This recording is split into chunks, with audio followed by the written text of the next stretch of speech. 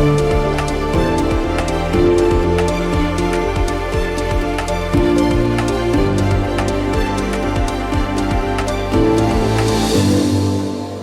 Jenni Bateman, and as a young girl, growing up around extremely gifted and talented men and women in Champaign, Illinois, had a great opportunity to learn at the feet of so many who are award-winning architects, designers, philanthropists, and entrepreneurs.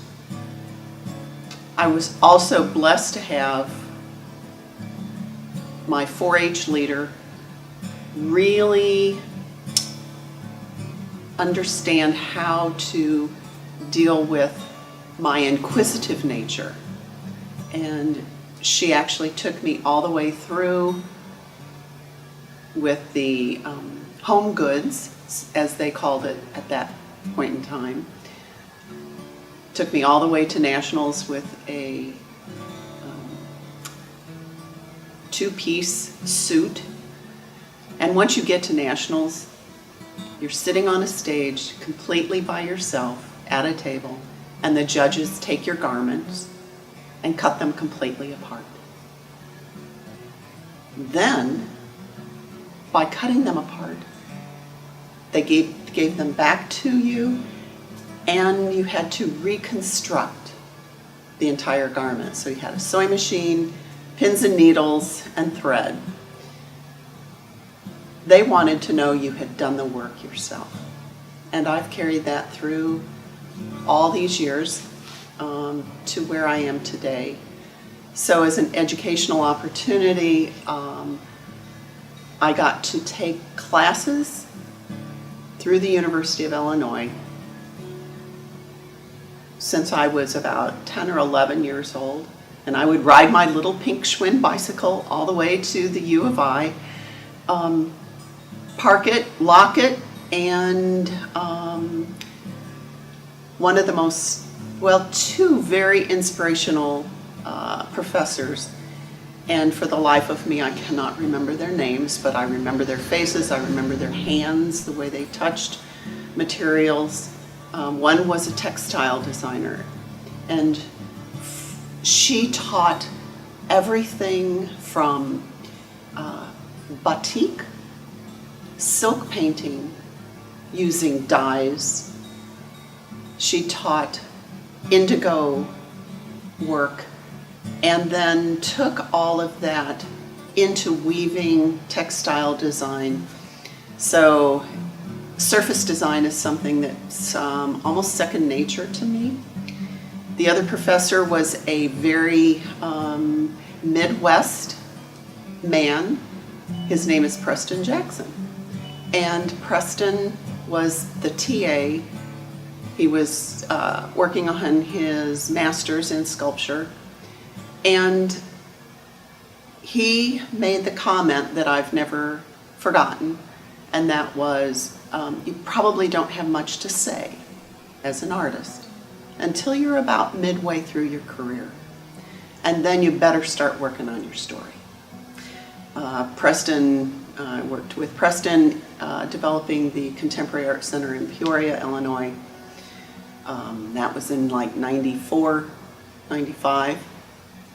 Had a solo show there in 96. And it was all about textiles and how that has influenced my touch as a painter, sketch artist, and textile. Going back to sort of my parents' influence, I was a young girl, and I called my bedroom my studio. And my dad helped me set up sawhorses and doors all along the perimeter of my room. So I had my sewing machine on one desk, I had watercolors on another, I had a little T-square and a triangle so that I could emulate what my dad was doing in his architectural drafting skills. And then I put beads around my bed, and that's where I sat and wrote.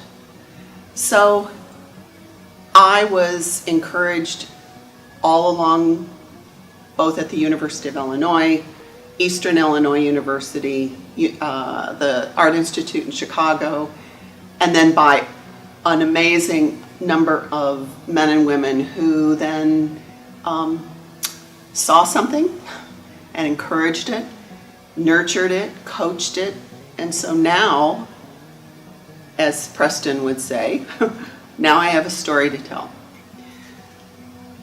The story I'm telling at McLean County Art Center this year is been a lifelong sort of thought in the back of my head when I would see smokestacks dotted along the shores and waterways of our country. My husband and I have lived from Puget Sound all the way to Pennsylvania to Florida to Chicago and kind of everything in between. And it's amazing to see the number of old and still working smokestacks. My dad, as an architect and builder, he was a very innovative man, and he helped develop something that the laminated beams so that the churches could be built without buttresses and individual rooms, but rather curved, bent beams, and you have these enormous areas, open areas for worship. And they built churches all across the country. That meant they had to learn how to fly. And so all of these architects, all my dad's partners, flew planes. And so during the summer when I was out of school, I would go with my dad. We went to New York City once, and that's really where these whole smokestacks started coming into view. That's where the industrial age started, all along those eastern shores. And the billowing smoke and the colors, it just gives me goosebumps thinking about remembering it. The colors that just were belching, for lack of a better word, out of these smokestacks was, it obviously stuck somewhere in my mind, my body, my heart, and now with my gut, it's taken me several years to complete the work that I'm blessed to have at McLean County Art Center. I've been a member of the community on and off and on and off and on and off and on and off for about 25 years. So to be recognized in your own hometown, that you have something to say, a story to tell, that's something that's rare, but it's something I really treasure, and I'm very grateful to the curator who saw something in me, and now with the current leadership at McLean County Art Center, to be able to come in, develop a catalog that has a robust perspective, but also a robust synergy between the textiles, the painting, and the writing. The textiles, I basically drop my feed dog on my sewing machine. Those are those little teeth that bite the fabric and pull it through the needle. You drop that and you can free motion. I call it painting with thread. And so many of the pieces in my current exhibition are examples of that. I'm also working on clayboard and aquaboard. And the clayboard is this amazing, soft, supple clay that has been buffed to this super, super soft touch. And by using that, I also use a lot of water and a lot of paint, and I dip a credit card into the paint and I move the paint with the card. So when I do that, then I lift this clay board and move it around, and sometimes it can take an hour just to get a little tiny part of that where I want it, where the paint you can almost see it layering itself. So the colors are incredible.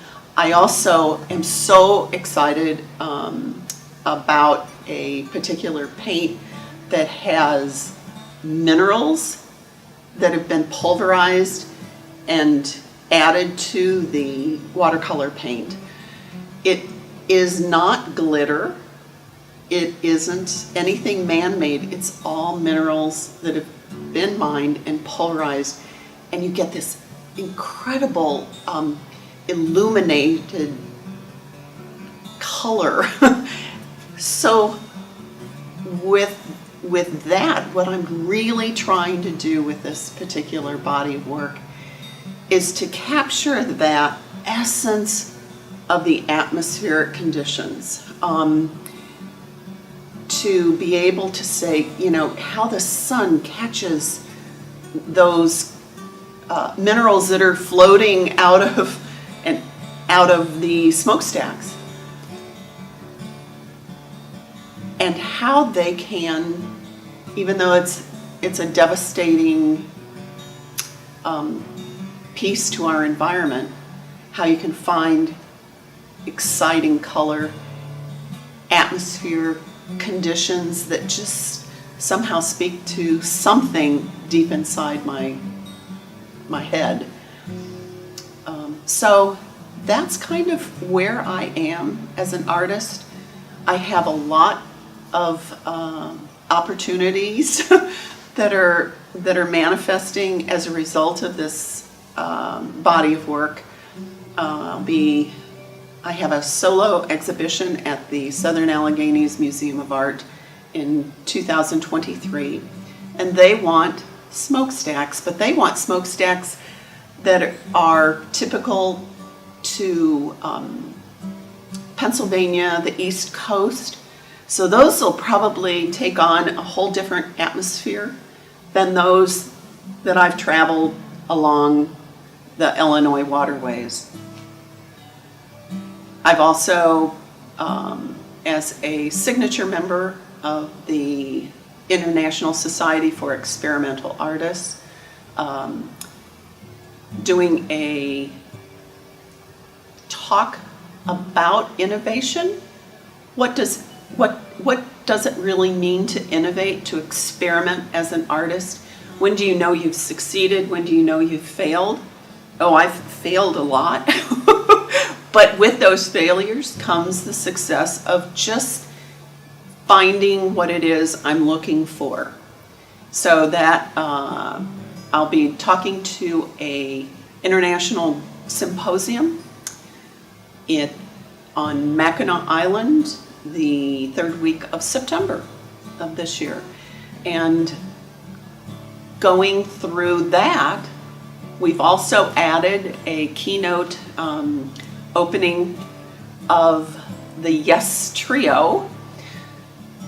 The head of the string department at the University of Colorado in Boulder will be playing his upright bass, while Yali, who is an international ballet dancer, he will be dancing, interpreting the music, while the music interprets my credit card strokes. So you never know when one thing will lead to the next, which leads to something else. Failure comes, but as I speak to different groups, there's two words that I always want to leave with the group of people, whether I'm coaching, which I have a nice, robust coaching process teaching. So I teach through various art centers, art colleges, and as I leave the group, the two words that I always want to leave you with is show up. Thank you very much, McLean County Art Center.